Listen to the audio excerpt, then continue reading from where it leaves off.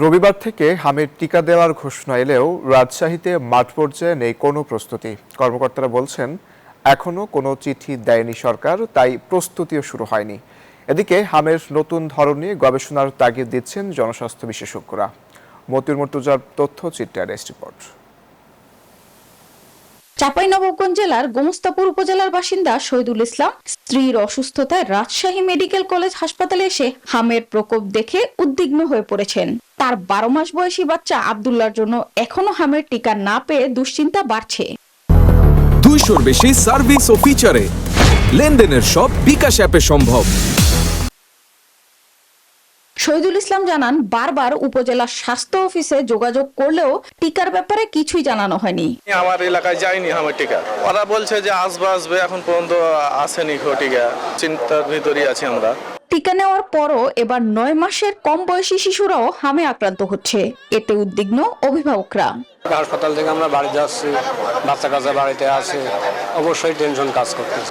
যাতে বাচ্চা কাচ্চা হয় এরকম ধরনের ভয়, সোয়াইসা রোগ যদি হয়। নিউমোনিয়া হয়েছিল, নিউমোনিয়া থেকে হাম হয়ে গেছে, এখন বাচ্চার করুণ অবস্থা, শ্বাসকষ্টও হয়ে গেছে।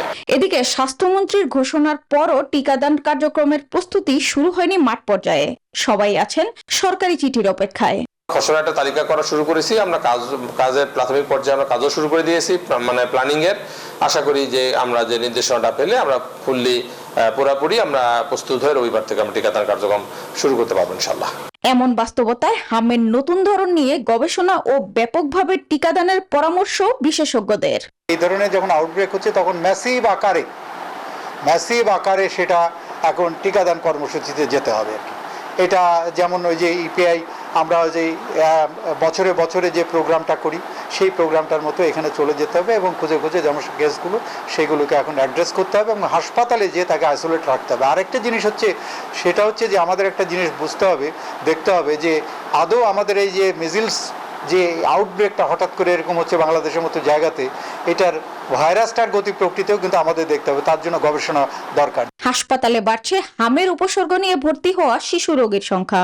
শয্যা সংকটে অনেকেই চিকিৎসাধীন মেঝে ও বারান্দায়, রয়েছে আইসিইউ এর চরম সংকটও।